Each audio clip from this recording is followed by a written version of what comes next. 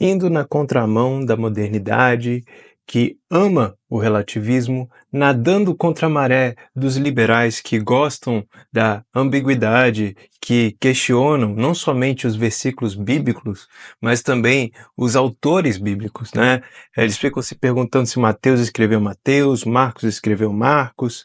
Hoje você precisa explicar até para eruditos, chamados eruditos, que a grama é verde, né? E nesse vídeo eu trago a apologética que afirma a autoria do apóstolo Paulo à Epístola aos Hebreus. A gente vai falar nesse vídeo sobre, primeiro, as evidências internas, ou seja, eu vou demonstrar que a própria Bíblia, por meio de passagens, paralelismo, referências e estilo de escrita, afirmam essa verdade de que Paulo é o autor de Hebreus. E, em segundo lugar, eu vou apresentar para vocês as evidências externas à Bíblia, né? Ou seja, muito melhor do que os liberais de hoje. Eu vou estar apresentando aqui a história da igreja, esses grandes homens da fé. E também vou estar falando para vocês sobre os manuscritos, alguns deles que a gente vê até mencionando ali Paulo indiretamente, ou então até mesmo diretamente em algumas Bíblias. Então esses vão ser os meus dois pontos, a evidência interna e a evidência externa de que Paulo é o autor de Hebreus. E o meu intuito nesse vídeo é que você assista o vídeo inteiro, porque eu vou estar apresentando aqui para vocês, primeiramente, boas evidências, né? E aos poucos eu vou apresentando as melhores evidências, né? Tanto para as internas como para as externas, porque assim você vai sair daqui com uma boa base e bem preparado apologeticamente, né? Então, se você está assistindo e você acha assim, esse argumento aqui é fraco, calma. Eu vou explicar o argumento direitinho e conforme o vídeo for passando, você vai entender a força desse argumento e que existem argumentos melhores ainda do que esses. Então vamos começar aqui, sem mais delongas, né? Vamos falar aqui sobre as evidências internas, ou seja, as evidências bíblicas. Vamos aqui falar sobre a teologia desse livro de Hebreus, o estilo literário e a sua estrutura. A gente tem vários aspectos aqui da Epístola de Hebreus que nos podem dar graus altíssimos de certeza que o apóstolo Paulo é o seu autor. E assim, do ponto de vista teológico, o conteúdo do livro de Hebreus é bem consistente com a doutrina de Paulo, né? E é claro que toda a Bíblia é consistente com ela mesma, né? Mas, por exemplo, a carta enfatiza bastante na questão da lei cerimonial sendo cumprida em Cristo Jesus, por meio de um sacrifício expiatório perfeito, né? A temática que Paulo também desenvolve em suas epístolas, por exemplo, em 2 Coríntios, capítulo 3, em Gálatas, nos capítulos 3 e 4. Né? A gente vê isso também acontecendo. Então, a gente tem esse estilo literário, as temáticas, os paralelos, tudo isso apontando para que Paulo seja de fato o autor de Hebreus. Vamos continuar aqui. Vamos falar de algumas comparações, só para vocês terem uma ideia do que a gente vai estar fazendo aqui. Eu vou começar esse argumento dando uma palhinha para vocês do que a gente vai ver mais tarde também acontecendo, tá? Por exemplo, Hebreus cita Abacuque 2:4, né? Que fala sobre o justo viver pela fé, para afirmar a justificação pela fé, que a gente também vê em Hebreus 10:38, o que é o cerne do Evangelho, que também foi pregado por Paulo em, por exemplo, Romanos 1:17 e também Gálatas, capítulo 3, versículo 11. E Hebreus apresenta Cristo como sumo sacerdote. E isso bate muito bem com a pregação de Paulo, né? Ele cria uma harmonia teológica com o que ele prega em outras das suas epístolas. Então a gente vai ver isso também mais adiante, mas aí você já vê uma comparação bem clara de que é muito provável que Paulo escreveu Hebreus, né? Essa frase do justo viver pela fé é usada muitas vezes em suas outras epístolas e a gente vê a mesma coisa sendo feita em Hebreus 10:38. Agora vamos falar do fato que ele é um ex fariseu e que o livro de Hebreus expressa isso também muito bem, né? Então, quando se trata dos temas centrais e o uso do Antigo Testamento, o livro de Hebreus demonstra para a gente um conhecimento profundo da lei de Deus, né? E do sacerdócio levítico, por exemplo, e também das escrituras hebraicas. A gente vê isso quando é feito as conexões tipológicas entre o sistema de sacrifícios e também a obra de Cristo. Né? Essa erudição toda sobre o Antigo Testamento bate muito bem com o perfil de Paulo, que é um ex-fariseu, né? Como dito lá em Filipenses 3:5, que ele é hebreu dos hebreus. E a gente vê que ele recorre bastante em suas cartas ao Antigo Testamento às tipologias, né? Por exemplo, a gente vê analogias sobre Sara e Agar lá em Gálatas, né? Ou então a gente vê os eventos de Êxodos sendo descritos, né, também em 1 Coríntios 10. Então não deveria surpreender ninguém que um teólogo do calibre de Paulo pudesse produzir a Epístola de Hebreus. Ele tem uma teologia muito madura, ele é sábio, ele é um erudito, né? Ele fala sobre a superioridade de Cristo e da nova aliança, e a estrutura do texto também nos ajuda a entender isso, e é para lá que a gente vai agora. Quando a gente fala sobre a estrutura do texto de Hebreus, e a situação do documento também encaixam muito bem no estilo paulino. E primeiramente, Hebreus parece ser um sermão transcrito, e ele foi enviado a esses hebreus, e também tem uma breve conclusão de uma epístola, né? Duas coisas que batem muito bem com o caráter pastoral e estudioso de Paulo. A gente vê que o texto inicia como um prólogo solene, lá no início de Hebreus. E o que é isso, né? Isso é uma introdução formal a um texto. Alguns vão chamar até de uma introdução majestosa. E é usado em bastante obras literárias antigas, né? Especialmente em textos de alta importância. E aquilo ali estabelece um tom para preparar o leitor, o ouvinte, né, daquela mensagem, para o que virá logo adiante. Né? E ele fez isso ao invés de mencionar o próprio nome lá diretamente, e isso não significa que fosse realmente um anônimo para os seus destinatários, né? Pelo contrário, eu acredito aqui que o Paulo, na verdade, tem até uma certeza de que as pessoas que receberem esse texto vão reconhecer o seu estilo, até porque isso fica claro no texto de Hebreus, porque no final, né, no capítulo 13, nos versículos 18 a 19, ele pede por oração. Né? Seria meio estranho a pessoa receber essa carta e não saber quem é essa pessoa, e mesmo assim orar, né, por essa pessoa. É lógico que isso pode acontecer, né? Mas assim, Paulo, eu acredito aqui que estava pressupondo que as pessoas iriam reconhecê-lo.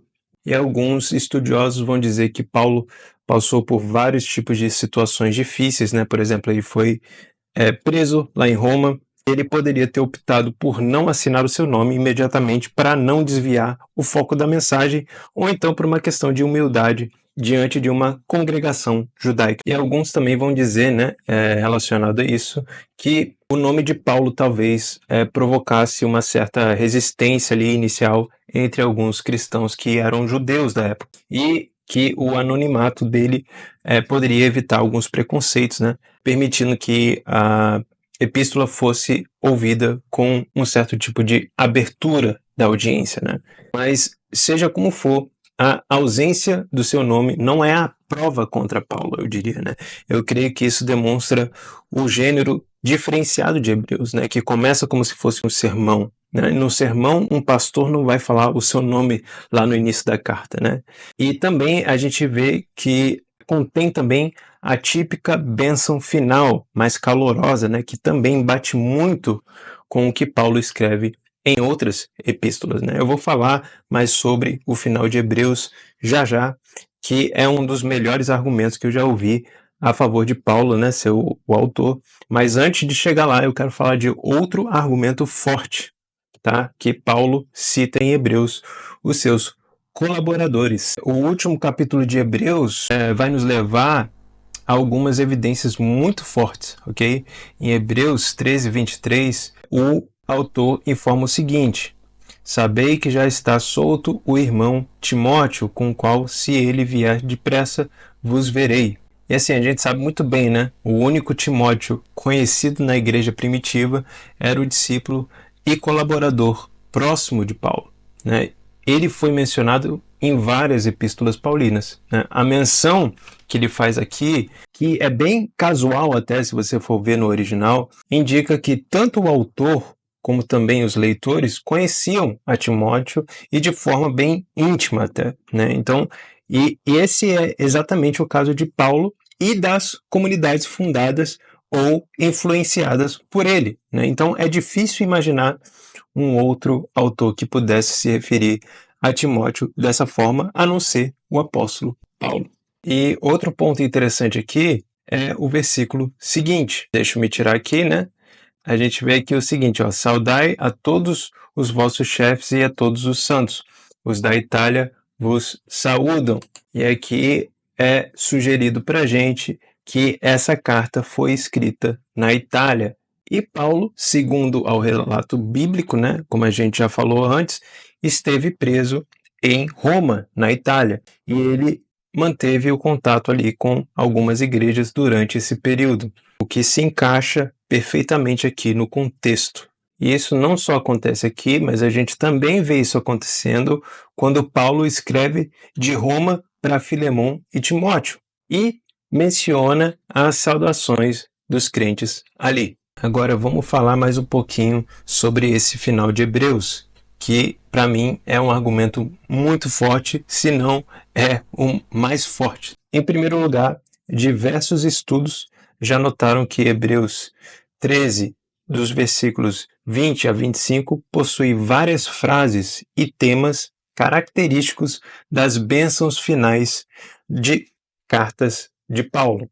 Por exemplo, a expressão o Deus da paz, que a gente vê em Hebreus 13, 20, logo no começo da despedida dele, aparece também frequentemente nas despedidas de Paulo em outras cartas. A gente vê, por exemplo, em Romanos, 2 vezes isso acontecendo. Em Romanos 15 e também em Romanos 16. E também a gente vê em 2 Coríntios, capítulo 13. Mesma coisa, essa expressão, o Deus de paz. E também a gente vê em outras cartas, né? Por exemplo, Filipenses 4:9 e 1 Tessalonicenses 5:23. Agora, o que é mais interessante aqui é que essa frase, né, o Deus de paz, ela não ocorre em nenhuma outra conclusão de qualquer outra epístola do Novo Testamento, a não ser as de Paulo. Então, esse para mim é um dos melhores argumentos, se não o melhor, a favor de Paulo. Mas calma aí, que tem muito mais para a gente cobrir aqui. Deixa eu até me afastar aqui para vocês conseguirem anotar também tudo isso, né? Mas enfim, vamos continuar aqui. A gente vai falar ainda sobre essa conclusão de Hebreus, né? Que também é escrito em um estilo paulino. Do mesmo modo que é usado ali, ressuscitou pelos mortos, em Hebreus 13, 20, essa expressão em grego dos mortos, ek nekron, surge 17 vezes nas outras cartas de Paulo, mas apenas 2 vezes em outras epístolas que não foram escritas por Paulo, ou seja, era um jeito dele escrever, eram as palavras que ele gostava de utilizar. E também a gente vê uma outra expressão, a graça seja com todos vós, em Hebreus 13, 25, que também é uma marca registrada de Paulo, presente em todas as suas cartas. A gente vê isso, por exemplo, em 2 Tessalonicenses, versículo 17 e 18. E, de fato, né, o Novo Testamento atesta que Paulo fazia questão de assinar suas cartas com uma frase sobre a graça. E eu acredito que ele fazia isso para confirmar a autenticidade das suas próprias cartas, né? Para dizer que aquela carta também era inspirada. A gente vê isso nesse versículo que eu citei anteriormente, né? 2 Tessalonicenses 3, 17 e 18. que ele fala que a carta é escrita pela própria mão e logo depois ele invoca a graça do nosso Senhor Jesus Cristo. E Hebreus termina com uma fórmula graciosa também, que é compatível com esse hábito que Paulo tinha. Deixa eu me tirar aqui de novo. Foi mal, gente. Estou me acostumando a apresentar com essa tela aqui. Mas enfim, para terminar esse ponto aqui do final de Hebreus, também gostaria de citar esse professor americano, o Harold Ettridge, que identificou 33 paralelos entre o final de Hebreus e os trechos das cartas paulinas, indicando que a conclusão de Hebreus deixa bem claro o estilo de escrita de Paulo. E falando sobre estilo de escrita, a gente vai para o próximo ponto, que são os paralelos de linguagem e as imagens que Paulo usa, né? A gente vê semelhanças bem claras entre as expressões usadas em Hebreus e em outras epístolas de Paulo. Por exemplo, o autor de Hebreus repreende os seus leitores por ainda precisarem de leite, né, e não o alimento sólido. A gente vê isso em Hebreus 5:12. E essa é exatamente a mesma metáfora que Paulo utiliza em 1 Coríntios 3:2, para criar esse contraste entre os cristãos maduros e os imaturos. Deixa eu ver aqui se vocês estão vendo. Pronto, agora fica melhor. Então você tem essa mesma linguagem, essa mesma metáfora que Paulo usa. Seria muita coincidência não ser o mesmo autor. Não estou dizendo que não pode acontecer, mas para mim, juntando essas evidências, né, fica algo bem claro no texto. E outra coisa interessante também que a gente vê, quando ele começa a citar Jeremias 31, né, para falar sobre a nova aliança, a gente vê isso em Hebreus 10:16, ele abrevia a cláusula, né, porque em Jeremias 31 está escrito sobre a casa de Israel e a casa de Judá, mas aqui ele abrevia, ele fala assim, eles, ele fala assim, como está escrito ali, né?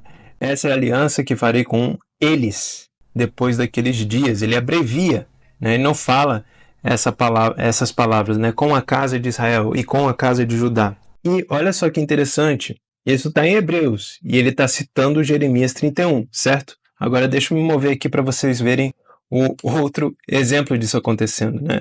A gente vê em Romanos 11:27, Paulo fazendo a mesma coisa. Ele fala aqui, e esta será minha aliança com eles, ou seja, retirando ali novamente a casa de Israel e a casa de Judá. E esses são detalhes textuais que dão para entender sim que Paulo é o autor de Hebreus. É um detalhe mínimo, gente, mas é a forma que ele escrevia, entendeu? É o estilo dele, é a linguagem dele, são as imagens que ele usava, até mesmo as mesmas abreviações que ele gostava de utilizar. Então, falando de abreviação, a gente não para por aí, porque tem mais, galera. A gente vai falar aqui sobre o vocabulário teológico de Paulo. E a gente vê que vários conceitos desenvolvidos em Hebreus têm paralelo no pensamento paulino. Por exemplo, a gente vê uma ênfase no papel mediador de Cristo na nova aliança. Hebreus chama Jesus de mediador de uma nova aliança. E a gente vê isso acontecendo também em outros lugares, né? O mesmo título também é utilizado por Paulo em 1 Timóteo 2:5, 1 Coríntios 11:25, 2 Coríntios 3:6, tá? Ele usa esse mesmo título, o único mediador entre Deus e os homens, e também de uma nova aliança no sangue de Cristo Jesus. Um ponto que é mais claro ainda é o que a gente encontra em Hebreus, capítulo 10, versículo 1, que ele fala o seguinte: porque tendo a lei a sombra dos bens futuros e não a imagem exata das coisas, nunca, pelos mesmos sacrifícios que continuamente se oferecem cada ano, pode aperfeiçoar os que a eles se chegam. Ou seja, a visão de Paulo que ele tem sobre a lei mosaica, né, a lei cerimonial nesse sentido, é que ela era uma sombra, né, ela era provisória diante da realidade plena em Cristo Jesus. Agora, essas verdades, aí eu vou ter que me mudar aqui de novo, essas verdades a gente também vai encontrar em vários outros lugares. Essa questão de a lei ser a sombra, né? A lei cerimonial ser a sombra.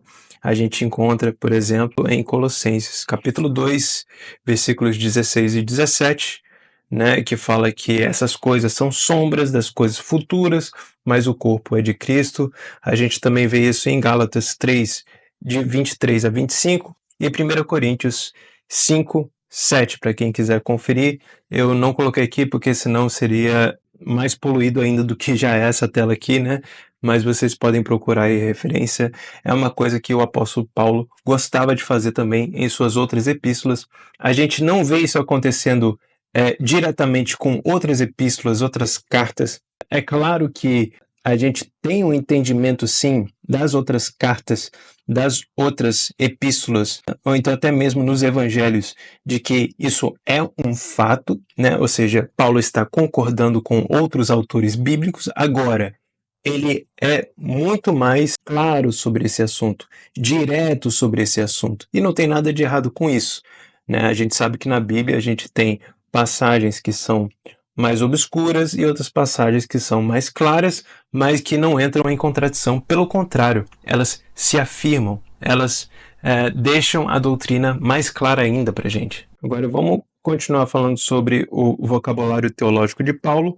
A gente vê até mesmo os jogos de palavras que Paulo gostava de fazer, né? Por exemplo, em Gálatas 3, do versículo 15 ao 17, a gente vê aqui que Paulo faz um certo tipo de trocadilho com a palavra em grego diatheke, né, que significa aliança, pacto ou então testamento. E Paulo faz a mesma coisa em Hebreus 9, do versículo 16 ao 17. Ele faz esse mesmo jogo de palavras. Você pode ver aqui que a palavra diatheke, né, ela é traduzida como aliança em Gálatas e como testamento em Hebreus, mas a palavra em grego é a mesma, ok? E esses paralelos apontam para Paulo, né? Da mesma forma que ele usava esses jogos de palavras, a maneira que ele usava para fazer uma exegese, por exemplo, e até mesmo as mesmas categorias teológicas, né? Já já estamos terminando aqui as evidências internas. Para finalizar agora, a gente vai falar sobre a lógica de canonicidade e coleção paulina. Esse aqui é o meu último ponto de evidência interna da carta de Hebreus, e já meio que é uma evidência intermediária assim, entre interna e externa, né? A gente está indo agora para as evidências externas. Então, um outro ponto interno que a gente pode considerar é que, apesar de Hebreus não identificar seu autor no texto, ele acabou sendo inserido no conjunto das epístolas de Paulo em praticamente todos os manuscritos antigos. E isso é uma coisa muito difícil de ocorrer se a igreja primitiva tivesse certeza de que o autor de Hebreus não fosse Paulo, né? Seria uma coisa estranha de acontecer. Está ali, né, incluído nas epístolas paulinas, mas não é Paulo. Como assim, né? A igreja iria com certeza questionar esse tipo de coisa.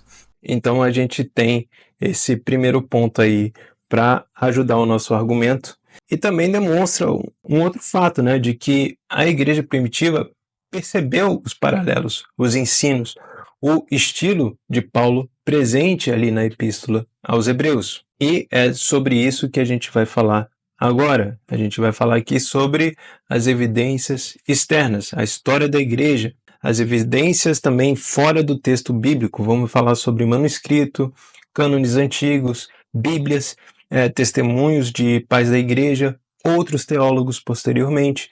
Tudo isso também fornece fortes argumentos a favor da autoria paulina de Hebreus.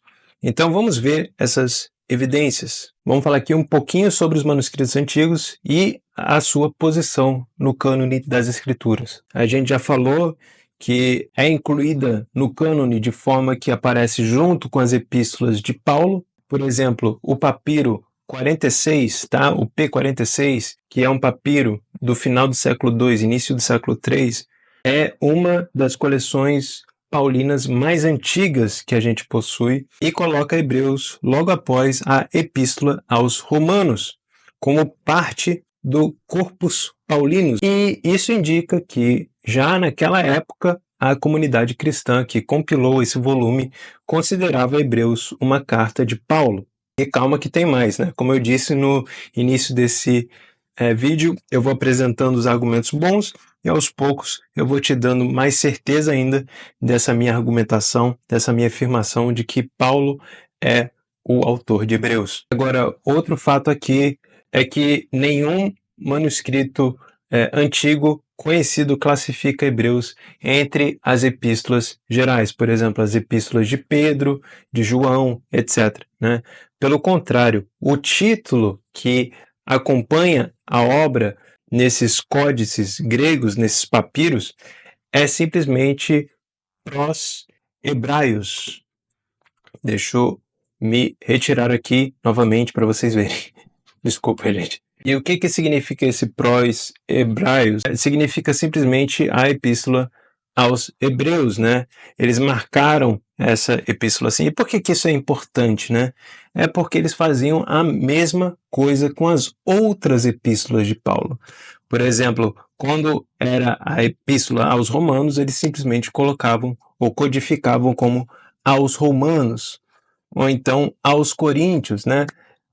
Então, para eles descreverem esse mesmo termo, para eles utilizarem esse mesmo termo para os hebreus, significa então que eles acreditavam que a epístola de Hebreus também era do apóstolo Paulo. Afinal, ela ficava também logo depois da epístola de Romanos. E também a gente vê um contraste aí, né? Porque, por exemplo, quando era alguma epístola de Pedro ou de Tiago, eles colocavam lá claramente uma epístola de Tiago, uma epístola de Pedro. Então, essa diferenciação aí pode também afirmar que Paulo era o autor de Hebreus. Agora, o que é interessante também é que séculos depois, né, vamos falar aqui sobre Bíblia, já que a gente está falando de manuscrito, é que séculos depois a gente vê nas edições da Bíblia em latim e também as traduções, né, como por exemplo a King James, eu vou botar aqui, ó, King James, mantiveram essa tradição de intitular o livro como Epístola do Apóstolo Paulo aos Hebreus. No Brasil, a gente tem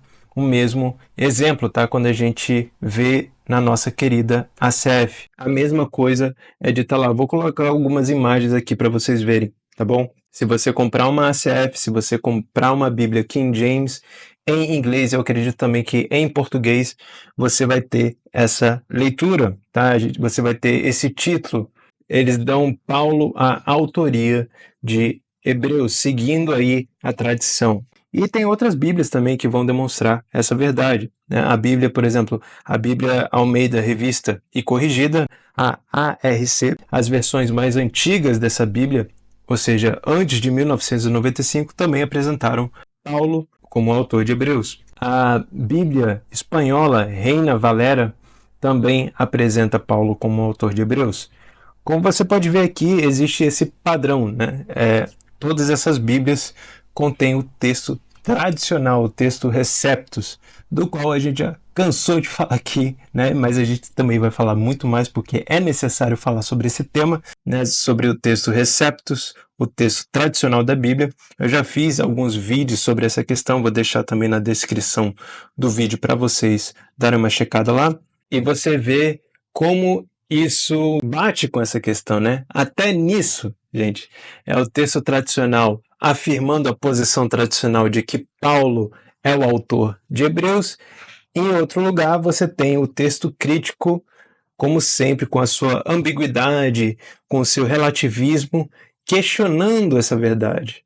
Nenhuma Bíblia de texto crítico apresenta Paulo como autor de Hebreus, porque, na verdade, eles nem mesmo sabem se Mateus escreveu Mateus, se Lucas escreveu Lucas, e por assim adiante. Inclusive, eu fiz até um vídeo recentemente sobre um pastor questionando o final do livro de Marcos como autêntico, como inspirado, né? Eu vou deixar também para vocês na descrição desse vídeo. Agora vamos sair dos textos e vamos para as pessoas. Vamos começar aqui sobre os testemunhos dos pais da igreja, primeiro no Oriente, só para dar aquele gostinho assim, depois a gente vai para o Ocidente, os mais conhecidos, mas para você ver que não importa o local, ambos os lados concordavam com essa verdade. Isso aconteceu logo nos primeiros séculos da igreja. Então vamos falar do Oriente primeiro. Lá a gente vê que a atribuição a Paulo surgiu muito cedo e foi defendida por vários líderes cristãos daquela época. A gente tem, por exemplo, Panteno, ele foi um mestre cristão lá do século II, ele já ensinava que Paulo tinha escrito Hebreus para os cristãos que eram judeus, mas que, por modéstia, não assinou o seu nome, e que alguém mais como Lucas teria traduzido essa carta para o grego. Ele escreveu em hebraico e Lucas traduziu para grego. E essa tradição também foi seguida por Clemente de Alexandria, também lá por volta do século II, começo do século III, que também foi discípulo dele, que também explicitamente afirmou que o apóstolo Paulo era o autor da Epístola de Hebreus. Ele afirmava que Paulo escreveu no idioma hebraico, enquanto Lucas teria sido o tradutor para o grego. Então ele argumentava que o estilo excelente de Hebreus em grego se assemelhava ao de Lucas e explicava que Paulo tinha omitido seu nome porque ele não quis ostentar a autoridade de apóstolo dos gentios, nem causar rejeição nos leitores judeus. Essa obra era diretamente para os hebreus, então poderia existir ali algumas tensões. E a gente vê também Orígenes, outro influente teólogo de Alexandria e de Cesareia. Ele reconheceu as diferenças de estilo em relação a Paulo, mas ainda assim atribuía o conteúdo a Paulo de forma qualificada. Orígenes, ele propôs que os pensamentos de Hebreus são os do apóstolo Paulo, mas a redação é de outra pessoa, por causa desse grego mais ousado, mais formal, por assim dizer, Mas só que, ao mesmo tempo, Orígenes, ele chegou a citar Hebreus em seus escritos, falando como era a epístola de Paulo, Por exemplo, no tratado contra Celso, ele menciona citações de 1 Coríntios 3:2 e Hebreus 5, de 12 a 14, como a gente fez aqui. E ele atribuiu esses dois versículos ao mesmo apóstolo. E isso mostra que, apesar de existir aquela famosa frase dele, que ele falou assim, quem escreveu essa epístola só Deus sabe. Mas Orígenes muitas vezes praticamente concordava que Paulo estava por trás de Hebreus, mas ele não tinha certeza do redator final. Tinha essa tradição de que tinha sido Lucas por causa do grego, mas que, a princípio, o texto é muito ligado a Paulo.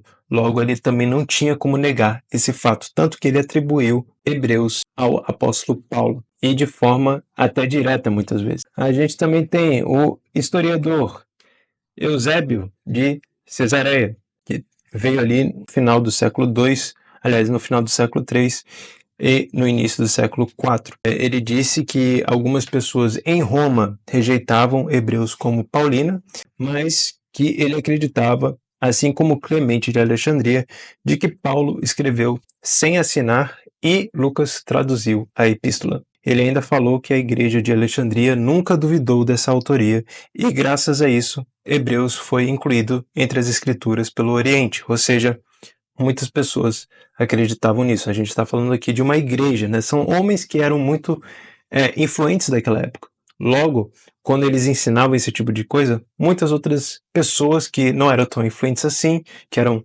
irmãos em Cristo, mas que eles também acreditavam nessa doutrina. E é por isso que eu estou citando aqui essas pessoas, porque elas são muito influentes. Algumas pessoas vão dizer assim, você só citou 4 pessoas. Mas existem muitas outras pessoas na história da igreja de quem a gente não fala a respeito, porque elas não foram tão influentes ou conhecidas, ou nem foram sequer registradas, mas enfim, agora vamos para o outro lado da história. A gente vai do Oriente para o Ocidente, ok? Dos gregos a gente vai para os latinos.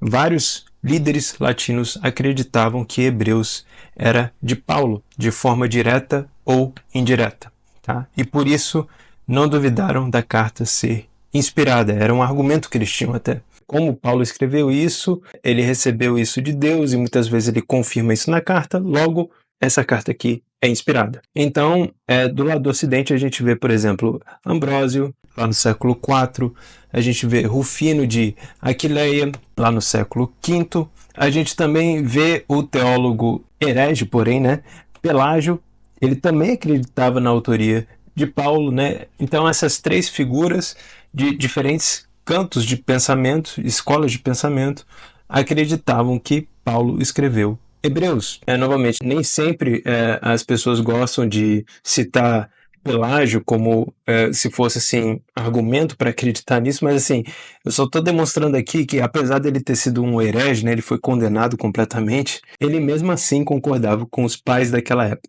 Tô deixando isso claro aqui, não quero ninguém me apedrejando ali nos comentários, né? Mas eu diria que o apoio decisivo dessa doutrina veio do grande Agostinho de Hipona, também lá do século IV, V. O maior dos pais latinos, na minha opinião. Agostinho, ele era bem rigoroso e bem fervoroso na sua defesa de que Paulo era o autor de Hebreus. E foi por causa dessa influência dele, os concílios também da igreja regionais lá na África, né? Por exemplo, o concílio de Hipona, de 393, o concílio de Cartago, lá de 397, esses reconhecem que o Novo Testamento tem 14 epístolas de Paulo, incluindo Hebreus. Ou seja, vemos aqui novamente que muitos que eram influentes daquela época acreditavam nessa posição. E temos aqui outro herói da fé, o São Jerônimo, também do final do século IV, começo do século V. Ele foi o tradutor da Vulgata Latina. Ele também contribuiu para solidificar essa posição. Ele incluiu Hebreus logo após das epístolas paulinas. Daquele ponto em diante, a Igreja Ocidental tratou Hebreus como escrita por Paulo, ou pelo menos atribuída a ele de uma forma bem direta. E assim, tem muitos outros pais da igreja, mas esse vídeo aqui vai ser já longo o suficiente, né? Então eu prefiro citar só alguns. Eu vou falar um pouquinho mais sobre outros pais da igreja depois, brevemente assim, mas agora a gente vai acelerar aqui a linha do tempo e vamos para os teólogos renomados, que são posteriores aos pais da igreja. Vamos começar aqui então com Tomás de Aquino, tá? Ele representava aí a escolástica medieval. Ele escreveu um comentário enorme sobre Hebreus, presumindo Paulo como seu autor. Na época dele não existia algum debate sobre esse tema, tá? O testemunho de Aquino, na verdade, indica a continuidade dessa tradição de que Paulo é o autor de Hebreus, e ele argumenta em sua introdução que Paulo escreveu Hebreus visando os judeus que se converteram, explicando a superioridade de Cristo sobre as figuras do Antigo Testamento. E Aquino, ele via uma coerência bem clara assim, entre Hebreus e o resto da teologia paulina nas suas outras cartas, né? Ele apontava para uma teologia bem profunda de Paulo nas outras cartas, como argumento a favor da sua autoria de Hebreus. Agora, 400 anos depois, a gente vê John Owen falando a mesma coisa, tá? O teólogo puritano inglês também era a favor de Paulo sendo o autor de Hebreus. Ele também tinha um comentário gigante sobre Hebreus. Galera, a gente está falando aqui de 7 volumes, tá? Não é pouca coisa, não. Talvez ele foi o mais fervoroso defensor protestante da autoria paulina da Epístola de Hebreus. Logo na introdução do seu comentário de Hebreus, Owen compilou muitas evidências, né? Ele cita uma longa lista de autoridades antigas que afirmavam que Paulo era o autor de Hebreus. Ele incluiu vários nomes aqui, tá? Eu vou ler alguns nomes para vocês, né? Alguns nomes a gente já comentou a respeito, mas outros não. Tá? Só para concluir aqui a lista, né? Ele falou sobre Clemente de Alexandria, Eusébio, Jerônimo, Agostinho. Ele também falou sobre João Crisóstomo, Atanásio, Basílio, Gregório de Nissa, Ambrósio, Hilário e entre outros, tá? Ele teve uma lista até maior do que essa, na verdade. E ele mostrou que era uma grande tradição da igreja e que essa tradição está do nosso lado, tá? Que acredita que Paulo escreveu Hebreus, né? E o Owen, ele não só demonstra isso biblicamente, mas ele também aborda algumas objeções. Ele argumenta em detalhes a favor das semelhanças internas de estilo de vocabulário, de doutrina, entre Hebreus e as outras cartas de Paulo. Ele argumenta do paralelismo. Então, assim, para Owen, nenhuma outra figura do primeiro século teria tanto domínio das escrituras e um insight teológico para escrever Hebreus, a não ser Paulo. Ou então ele também concedia que poderia ser alguém escrevendo sobre a direção de Paulo, novamente trazendo aquele argumento do grego, né, de que talvez Lucas pudesse ter escrito a carta em grego, enquanto Paulo ia recitando, mas ele refuta a ideia de que o grego polido, né, formal, descartaria Paulo, né, notando que o apóstolo também usou diferentes estilos de grego e até mesmo secretários, como Tércio, como a gente vê lá em Romanos 16, 22. Então o John Owen, ele chega a propor que, segundo Pedro 3,15, né, que diz o seguinte, ó, e tende por salvação a longanimidade de nosso Senhor, como também o nosso amado irmão Paulo vos escreveu, segundo a sabedoria que lhe foi dada. Tá? Ele chega a dizer que esse texto aqui alude a Hebreus, quando Pedro diz que o nosso irmão Paulo escreveu aos destinatários de Pedro, que eles eram hebreus, né? Sobre esses assuntos também descritos naquela carta de Pedro. Então, seria uma possível referência aí à carta de Paulo aos judeus. Então, John Owen fez a mesma coisa que a gente está fazendo aqui. Ele considerou, então, de forma combinada os argumentos internos e os externos. E ele defendeu ser improvável atribuir Hebreus a qualquer outro autor, a não ser Paulo. E também a gente tem aqui o nosso querido Matthew Henry, tá, do século XVII. Em seu comentário bíblico, ele também toma Paulo como autor implícito nas discussões. Mesma coisa, Francis Turretin, que também foi um teólogo reformado essencial, tá, lá do século XVII. Ele também aceitou Hebreus como paulina em suas institutas teológicas, argumentando que a igreja primitiva não iria se enganar de forma unânime sobre algo tão relevante. Ele também falou que no período moderno a maioria dos estudiosos críticos se afastou dessa posição, mas alguns teólogos conservadores concordam com essa posição. É interessante, né, que a gente vê isso acontecendo com os séculos, que essas pessoas que eram mais conservadores acreditavam nessa doutrina, enquanto outras liberais não. A gente vê o mesmo acontecendo hoje em dia, infelizmente. E para finalizar, não coloquei aqui a foto dele, né, mas o R.C. Sproul também, né, o saudoso R.C. Sproul, também declarou crer que Paulo provavelmente escreveu Hebreus, mesmo reconhecendo que não há certeza absoluta, né, da parte dele. Sproul se baseava principalmente na forte tradição e na dificuldade de apontar outro autor tão convincente como Paulo. E galera, para quem ficou até o final, né, esses tipos de estudo eu também faço na área de membros, tá? Se você quiser se aprofundar nesse tipo de tema mais interessante, assim, por apenas R$ 2,99 por mês você tem acesso a esse tipo de conteúdo.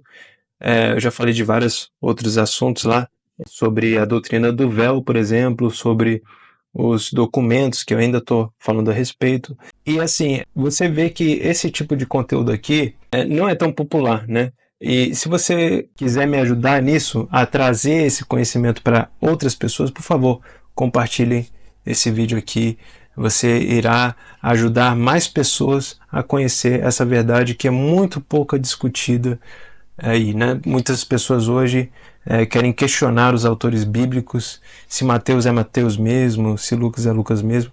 Eu estou aqui indo na contramão dizendo que não, são eles mesmos, e ainda mais, eu vou te dizer que Paulo é o autor de Hebreus. Então, por favor, compartilhem esse vídeo aí para vocês me ajudarem nesse sentido, para que mais pessoas tenham acesso a esse conteúdo, a essas verdades, ok? Forte abraço, fiquem com Deus, valeu!